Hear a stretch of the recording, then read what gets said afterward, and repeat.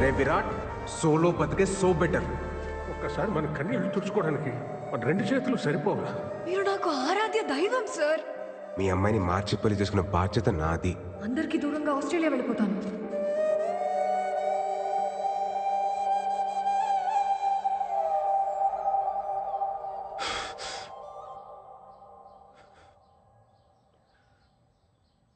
ఒంటరితనం భరించలేక మా అమ్మాయి చనిపోవడం చూశాక భయం వేస్తుందమ్మా. నేను ఎంత పెద్ద తప్పు చేశానో నాకు అర్థమవుతుంది. నా బాధ ఏంటంటే ఈ పెళ్ళొద్దు, ఈ ప్రేమొద్దని అంతమందిని నమ్మించగలిగినోడిని పెళ్లి చేసుకుంటే బాగుంటది, ప్రేమిస్తే బాగుంటదని ఒక్కదాన్ని నమ్మించలేకపోతాను చూడు. ఛే! పిచ్చి పిల్ల మా అమృత నేను చెప్పిందంత నమ్మి తన వాళ్ళందరినీ దూరం పెట్టి ఎక్కడికో ఆస్ట్రేలియాకి వెళ్ళిపోతుందట. ఏం చెప్తే తనకు అర్థమవుతుందో నాకు అర్థం కావట్లేదమ్మా. నీ ఆలోచనలు మారాయన్న విషయం అమ్మాయికి చెప్తే అర్థమవుతుంది. 1000 అబద్ధాలు ఆడైనా ఓ పెళ్లి చేయమన్నారు, కానీ అందులో ఒక అబద్ధం కారణమైన ఆ పెళ్లి నిలబడదని ఎవరు అనుకోర్రా. అప్పుడు నీ ఫిలాసఫీ కరెక్ట్ అని నువ్వు అంత గట్టిగా నమ్మావు కాబట్టి అంత బలంగా మాట్లాడావు. ఇప్పుడు అదే రాంగని అంతకన్నా బలంగా నమ్ముతున్నప్పుడు ఎందుకు ఆలోచిస్తున్నావురా? వెళ్ళి చెప్పే. నువ్వు చెప్పింది కరెక్ట్ నానా.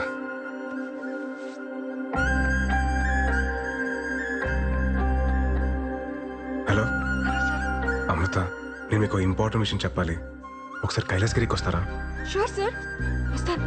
ఓకే అండి, బాయ్.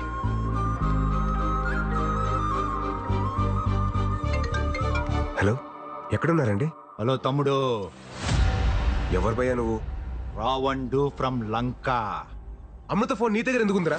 నువ్వే చెప్పినావు కదేటి తమ్ముడు, రాముడు లేని టైం చూసి సీతను ఒట్టుకెళ్ళడమే కరెక్ట్ అని.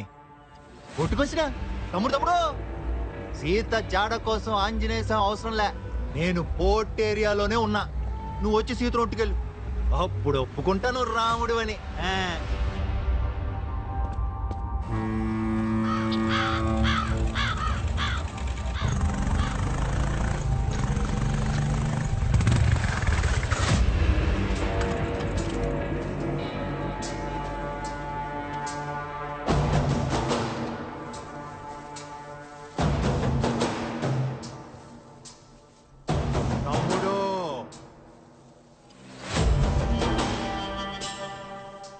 పోయిన సుట్టు బట్టలు తక్కువైపోయి కొట్టేసిపోనావు, ఈ సుట్టు మొత్తం బ్యాచ్ తో దిగిపోనావు.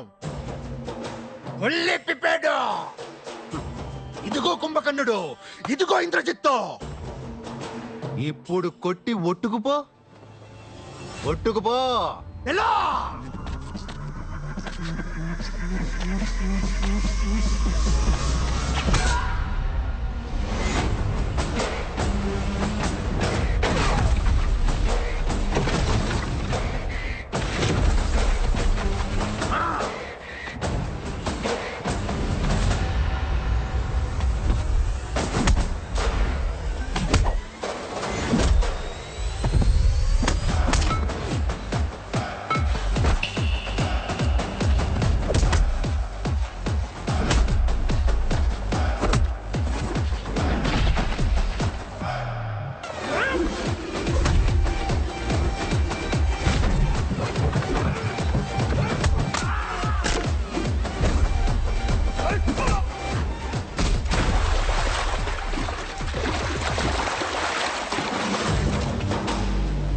అన్ని తలకాయలు పగిలిపోయినాయి. మరి నీ సంగతి ఏంటి? నువ్వే చెప్పు తమ్ముడు. అది లంకైనా, డొంకైనా, పోర్ట్ అయినా, కోర్ట్ అయినా చివరికి రాముడే గెలుస్తాడు. తమ్ముడు నువ్వు రాముడు, ఇది ఫిక్స్. నేను ఎలా తమ్ముడు? తమ్ముడు మళ్ళీ గొప్ప క్లారిటీ ఇచ్చాడా? అదండి అదండి వెళ్దాం. మరి సీత పరిస్థితి ఏంటి? వాడెవడో రావణ్ అంటాడు, కాదంటాడు. మిమ్మల్ని అందరూ రాముడు అంటారు, అది మీకు అర్థం కాదు. ఏమంటున్నారండి? నేనే మీతో ఒక ఇంపార్టెంట్ విషయం చెప్పాలనే కదా మిమ్మల్ని కలుద్దాం అన్నాను. నేనే మీతో మాట్లాడాలని వచ్చాను. మీరు కాల్ చేయక ముందు ఏం జరిగిందో మీకు తెలియాలి సార్. అన్ని రెడీ చేసి పెట్టు. ఓకే సరే బాయ్. ఆస్ట్రేలియాకి వెళ్తున్నావు అంటగా? బ్యాంక్ మేనేజర్ ఫోన్ చేశాడు. డబ్బు కోసం లోనుకి వెళ్ళాల్సిన అవసరం లేదు. నీకెంత అవసరమో చెప్తే నేనే ఏర్పాటు చేస్తాను. నాన్న నేను ఎందుకు ఇంక నిన్ను ఇబ్బంది పెట్టను అమృత. నీకు నచ్చినట్టే చేసుకో. కానీ నాకు మీ అమ్మకి నువ్వు మాత్రమే ఉన్నావన్న విషయం మర్చిపోక అమృత. పాపం ఆ అబ్బాయి ఏమైపోతాడు? తనకి నాకు మధ్య ఏం లేదు నాన్న. ఈ రిలేషన్స్ ఎమోషన్స్ ని చాలా స్ట్రాంగ్ గా వ్యతిరేకిస్తారు మా సార్. మీ ఇద్దరి మధ్యన ఏమీ లేకపోతే నీకింతమంది ఫ్రెండ్స్ ఉండగా అతనికే నువ్వెందుకు ఫోన్ చేశావు? ఎటువంటి ఎమోషన్స్ లేనివాడైతే ఎందుకు రాత్రంతా మన ఇంట్లో మనిషిలాగా మనతోనే ఉన్నాడు? హ్మ్. నేను మీ అమ్మ విషయంలో ఎందుకు కంగారు పడ్డానో తెలుసా? అది లేకపోతే నా బ్రతికేంటో నా ఒక్కడికే తెలుసు కాబట్టి. ఇప్పుడు ఇదంతా నీకు మెలోడ్రామాలా ఉండొచ్చు. రేపన్న రోజున ఆ అబ్బాయి నీ పక్కన లేనప్పుడు ఆ వెలితేంటో నీకే తెలుస్తుంది.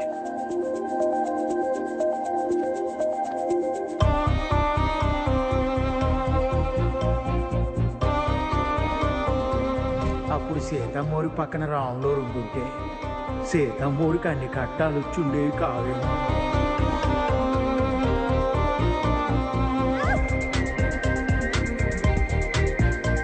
నాకెప్పుడు ఏ టఫ్ సిచ్యువేషన్ వచ్చినా అక్కడ భలే ఉంటారు సార్ మీరు. సోలో బతుకంటే సోల్ లేని బ్రతుకు.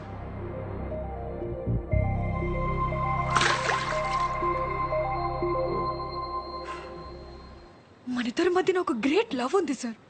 అది కాదు Amrita, according to Shloka number 55. ఏ ఆపండి సార్, మీ శ్లోకాల కూడా చెప్తా వినరు.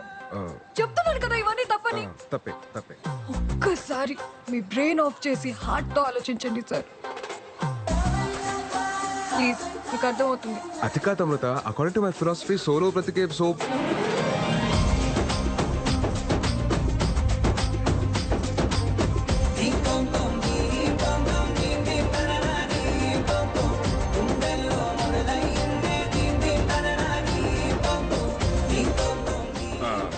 మీరు చేతులు వదలనంటే మీకు మాట చెప్తాను. నా ఫిలాసఫీ ట్రాష్ అని నాకు ముందే తెలుసు. వదిలేస్తాం గట్టి పట్టుకో, ఇంకా గట్టిగా.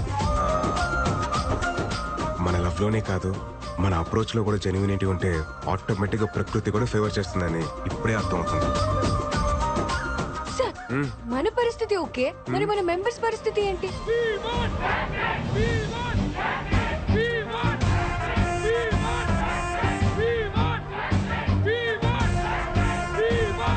నెంబర్ 44 లైఫ్ లో మనని హట్ చేసే పర్మిషన్ ఎవ్వరికి ఇవ్వద్దని మా అందరికి మీరే చెప్పి ఇప్పుడు మీకు అన్ని కుదిరాయని పులిహార కలిపేస్తారా? పులిహార కలపడం ఎంత కష్టం తెలుసా నీకు? Calm down. అరే నానా, నేను చెప్పేది వినరా, కొంచెం అర్థం చేసుకోరా. సినిమా చివర్లో హీరో హీరోయిన్ కలవకపోతేనే మనం ఫీల్ అవుతాం. అదే రియల్ లైఫ్ లో హీరో గానీ హీరోయిన్ గానీ లేకపోతే ఎవరికి పర్మిషన్ ఇవ్వక్కలేదురా, మనకి మనమే హట్ అయిపోతాం. శ్లోకం నంబర్ 35. మీరు సృష్టి ధర్మాన్ని. సృష్టి ధర్మం దగ్గరికే వస్తున్నాను. ఆ రోజు మూర్తన ఇంటర్వ్యూలో ఏమన్నాడు? 2 పక్షులు, 2 పావులు, 2 జీవాలు సంగమంలో ఉంటున్నాయి అన్నారు. అలాగే మనం సృష్టి ధర్మం పాటించాలి. పెళ్లి చేసుకోవాలి బ్రదర్ అన్నారు. సోలో బతికే సో బెటర్ సార్. సో బెటరే. ఎప్పటి వరకు ఈ వయసు అంతా 19-20 వస్తుంది. అది విషయం. 30 దాటిన తర్వాత ఒక 7th క్లాస్ కుర్రాడు అంకుల్ అని పిలిస్తే ఎలా ఉంటుంది తెలుసా? ఒక ఏజ్ బారైన aunty hi baby I want to marry you అంటే ఎలా ఉంటుంది తెలుసా? నువ్వు నమ్మిన ఫిలాసఫీ నీకు శత్రువు అయితే ఎలా ఉంటుందో తెలుసా? అది కాదురా నాన్న, సొంత ఎక్స్పీరియన్స్ తో చెప్తున్నాను రా, నన్ను నమ్మండి రా. సోలో బ్రతికే సో బెటర్ కాదు, సో బోరింగ్. ఏం నమ్మట్లేదా? నమ్మరా? సరే, మీరందరూ ఇప్పటికీ కన్విన్స్ అవ్వకపోతే ఎందుకు లవ్ చేయాలి, ఎందుకు పెళ్లి చేసుకోవాలని 108 శ్లోకాలతో ఇంకో పుస్తకం రాస్తాను. అప్పుడన్నా కన్విన్స్ అవుతారా? ఎప్పుడు రాస్తారు సార్? సార్ నాకు డౌట్, అక్కడ డెకరేషన్ లేదు, బంధువులు లేరు, ముహూర్తం ఎప్పుడు సార్? పెళ్లి ముహూర్తమేగా. అవును సార్.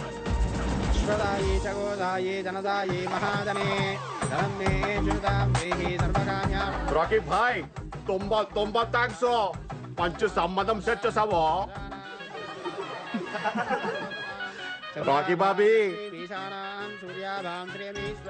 ఇక్కడ బ్లాక్ బస్టర్ ఇందాకే శ్రీనివాస కళ్యాణం మళ్ళీ చూస్తుంది నువ్వు ఒక మంత్రం మిస్ చేసావు గొత్తా చెప్పు శతమానం భవతి ఎలాగైనా గోవిందు నీతో తుంబా కష్టం